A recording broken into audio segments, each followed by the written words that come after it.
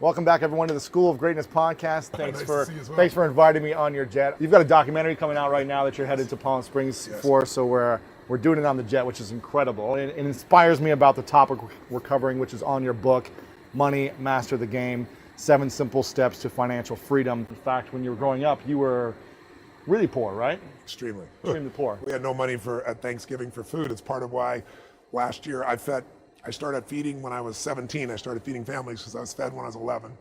And I fed 2 families literally, and it was so moving. And then I started with some of my employees, and then eventually I got to 1 million people a year, then 2 million. So for 12 years, I fed 4 million people a year. Wow. So I decided I wanted to do something about it. So I got a $5 million advance for the book. So I wrote a much bigger check. And now we did 102 million people last year. So it's so full circle from where I began, and it's an incredible privilege to be able to make a difference like that. How can I have the mindset of giving in order to build wealth? It's the only, you never get beyond scarcity. I said, here are the rules of the game, and I just made it up while I was right there. I said, you got to keep it B average. I'll get you mentors. There's no excuse not to be above average. You got to not use drugs. You not get yourself in prison, and you got to give me 20 hours of community service a year. Wow. And the reason I did that is I don't have a college education, but I knew if I got these kids who thought they needed something to be the ones to go give something, it would change their identity, it would change their life more than college. Right. I was feeling overwhelmed, stressed. It's midnight, I'm exhausted. And all of a sudden, this thought hit me, and I literally pulled over on the side of the road, and I've always kept physical journals. I'd lost the progress that I'd made, and I was so broke that I wrote about this at the end of my book, because I was trying to think, how do I get this thought across to somebody? I'm watching Luke and Laura on General Hospital. So I decided to go to this all-you-could-eat salad bar that they had around the corner of this place called El Chorrito. Still there in Marina Del Rey. Yeah. And I lived in Venice, so it was about a 3-mile walk. And so I had whatever's left, $17, $18, $19. And I walked over to this little boy before I left.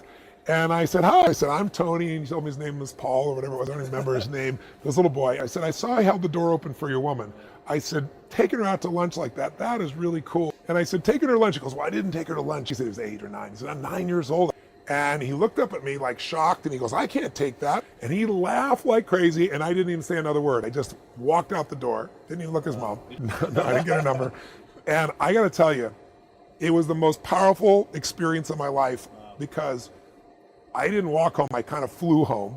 And I should have been like, what is the matter with you? You get the last little pennies you have left. I was trying to conserve by going there, you know. And I don't know. And the next day I got the old snail mail and came in around like noon. And I pull out this letter, and there's a young man that I had loaned $1,200 to. And he had not paid me back, and I was desperate for cash. I know you've been trying to reach me. Wow. I've been avoiding you.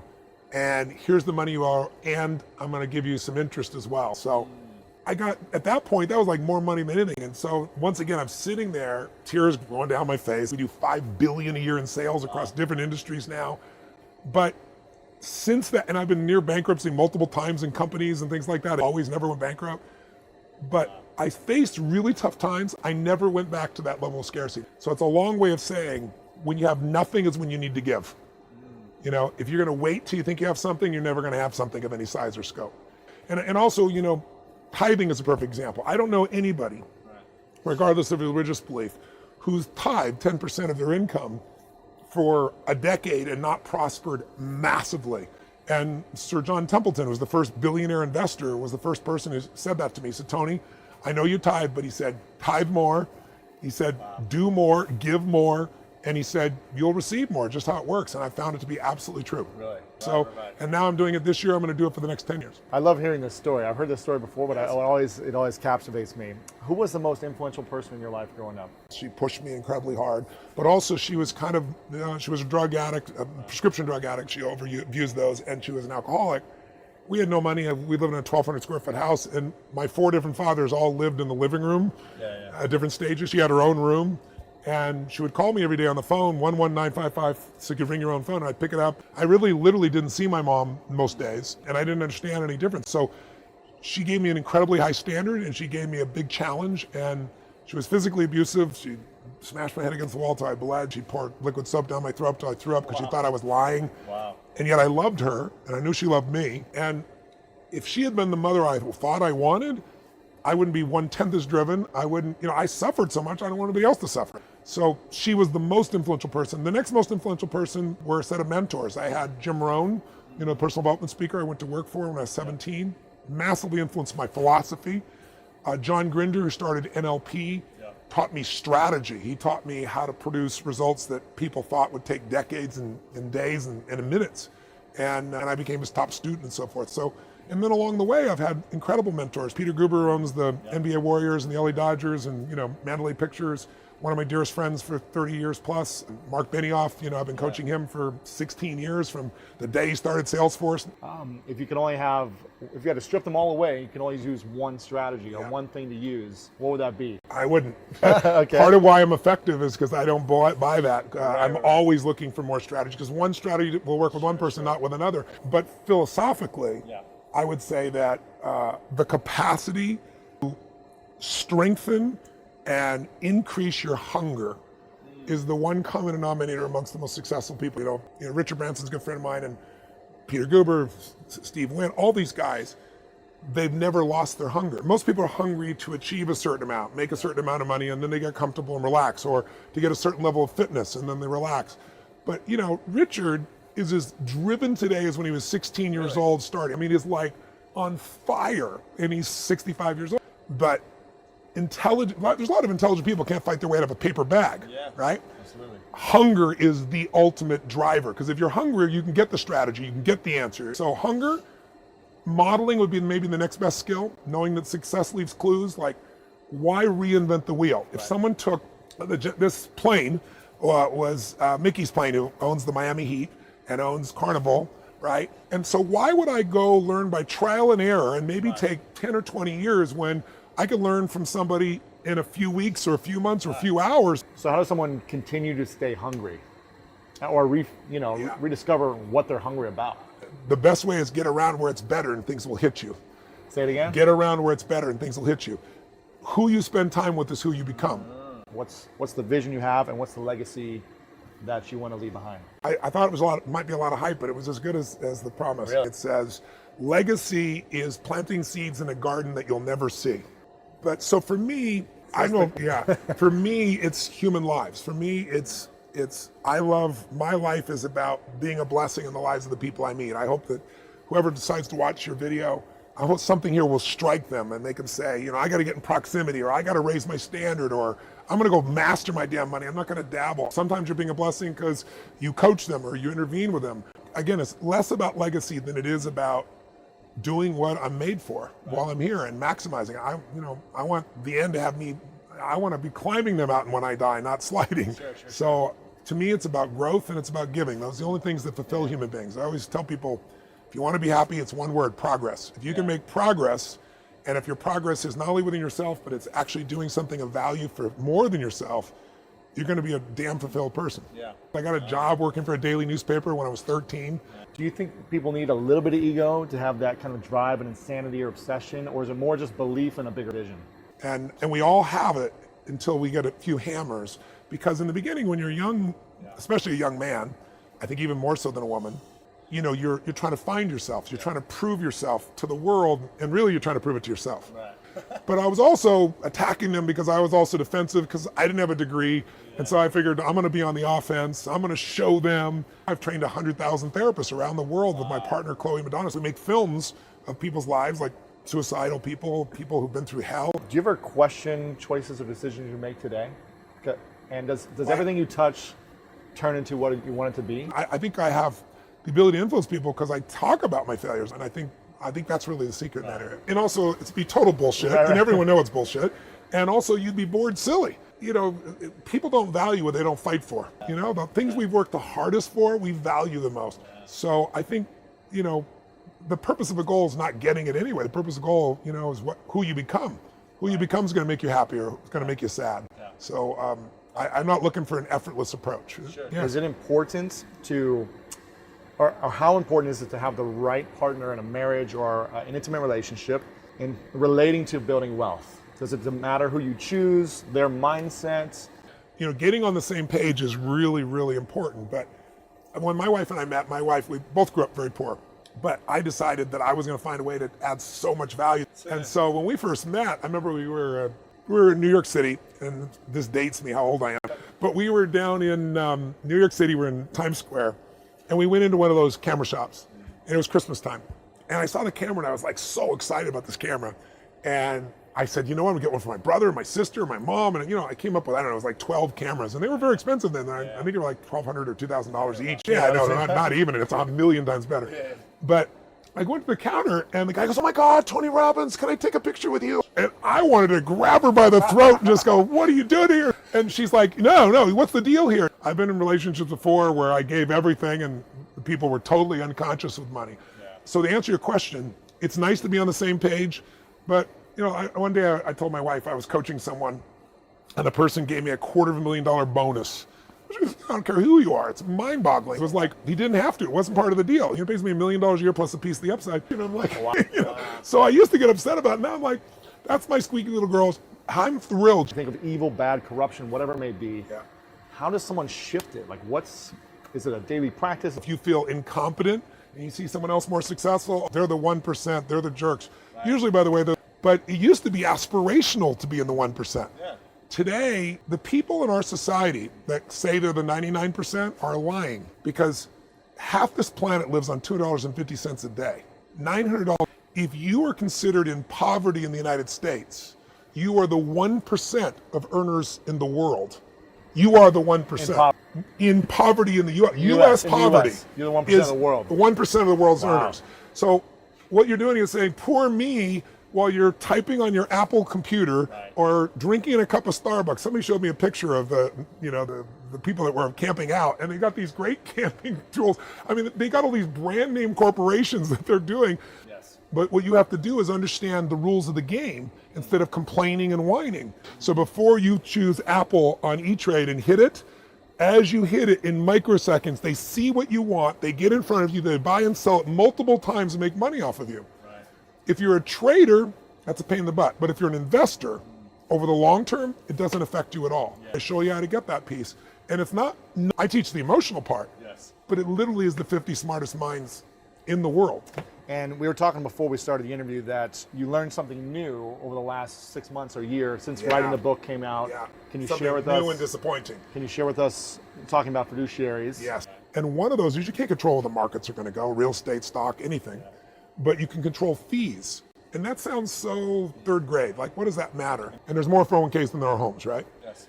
He said, Tony, the abuse in that system is so bad. So when you uncover the fees, and I did this in the book, I created a system where people could go into showmethefees.com if they had a 401k.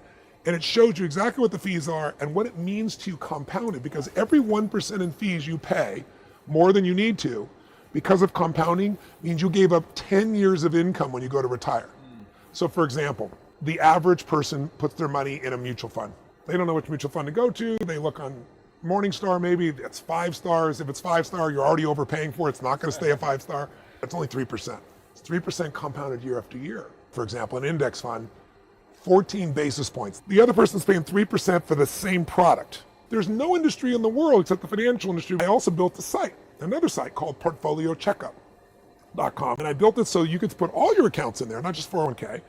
It pulls them for you in 2 minutes, shows you all the costs, shows you how much risk you're truly taking, and compares you to some of the best portfolios in the world. I don't, just like the book, I donated all the profits from it. I didn't do anything. So it's going to underperform and they're going to overcharge you. So I said, go to a fiduciary, new word for everybody. Small group, they're called RIAs, Registered Investment Advisors or fiduciaries. And then 5 months ago, I had one of the guys on the platform, his name is Peter Maluk, and he has a company called Creative Planning. And Creative Planning is the #1 rated firm in the world, #1 independent wealth manager by Bloomberg for 3 years in a row. No one's ever done it for 3 years. 2 years in a row for CNBC.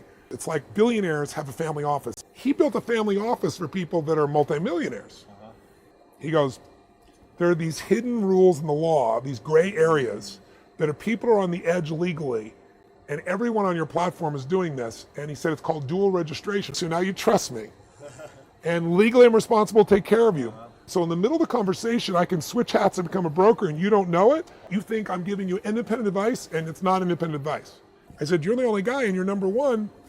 I said, I want to recommend more people to you, but you only do billionaires and multimillionaires.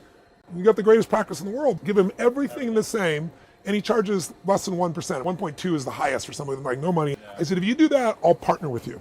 So he took 3 weeks, came back to me, went back and forth, started building a new division over the last 5 months. So I educate both the general public and his people on how to meet people's financial needs at a different level. There's so many opinions what to do financially. So I said, why don't you give a second opinion from the #1 firm on earth, give people a plan, and then they can go implement on their own if they want, or for less than 1%, they can go with you. And anyone who wants to can go to the#1firm.com. A few questions left for you, if that's cool.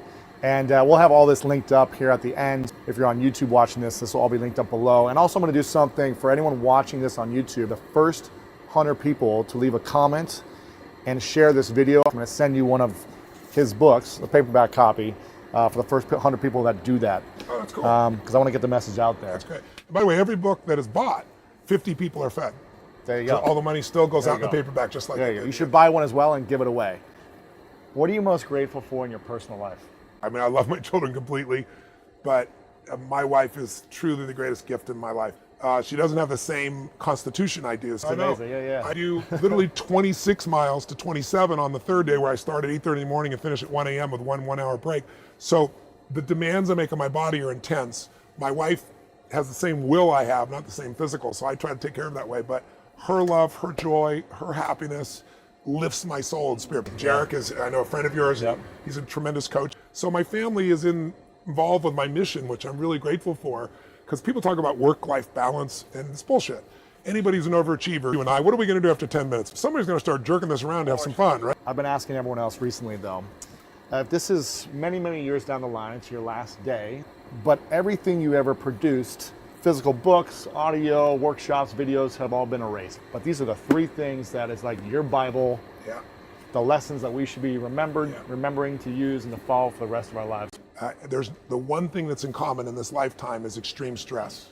You're going to experience it if you haven't already, and even if you have, you will in the future. How you like this positive thinking?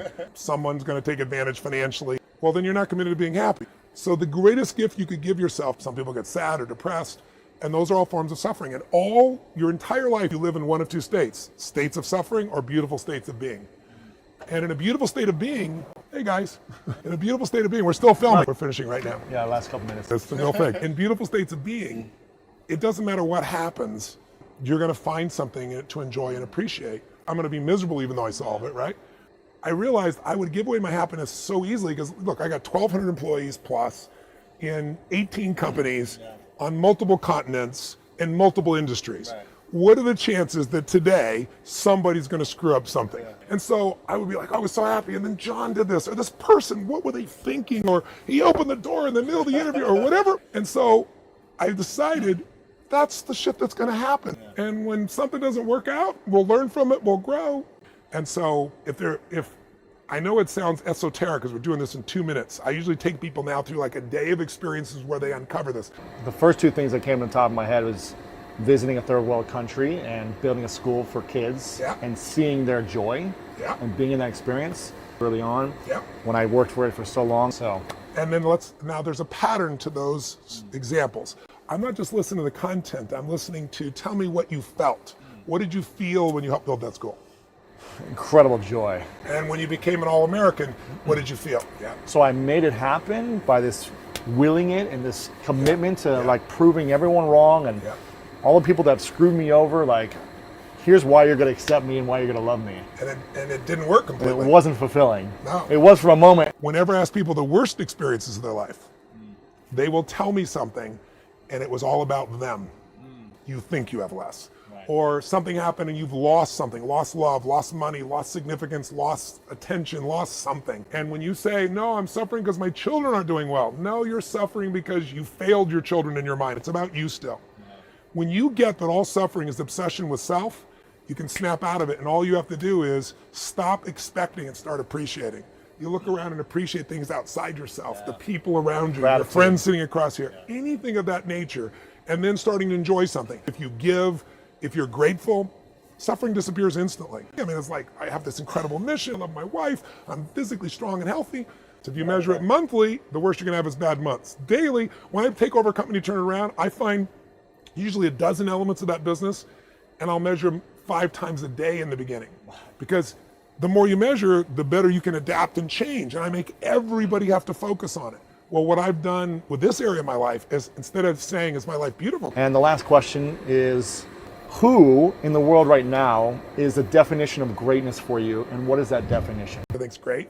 I read in the San Francisco Chronicle that there's a group of nuns in the Tenderloin district that are being evicted. They feed the homeless, and they're being evicted because the man wanted to sell the property. He found a loophole and he's evicted. So they literally have no place to go and no money, and they're going to be homeless themselves. And I'm like, in a town full of billionaires, how has this not been handled, right? I said, you're going to get hammered by the media. So I was going to just lease them a place, help them get everything going. And then I hung out with these nuns for, a day and a half. And then I had a million conversations with them by phone constantly. And these women live in a 200 square foot little room with no windows. And all they do every day is get up, make the food, and love these people. And I mean, love them. I went and bought them a soup kitchen, right? So they have their own soup kitchen now. No one can ever evict them. Everything is set. But I talk to them all the time. Most people are not happy every day of their life. They're not physically fit. They are not financially free. And they're not in a relationship where they're really passionate. Hey guys, thanks so much for watching this video. And if you enjoyed this video, then make sure to subscribe to my YouTube channel. You can do that by clicking right here to subscribe, because each week we come out with awesome, epic, and inspiring interviews and messages and videos just for you. So click subscribe right here to get notified of new videos every week. Also, if you enjoyed this specific interview, we've got a lot of great interviews like this that are uplifting and inspiring. I love you guys, and I'll see you very soon.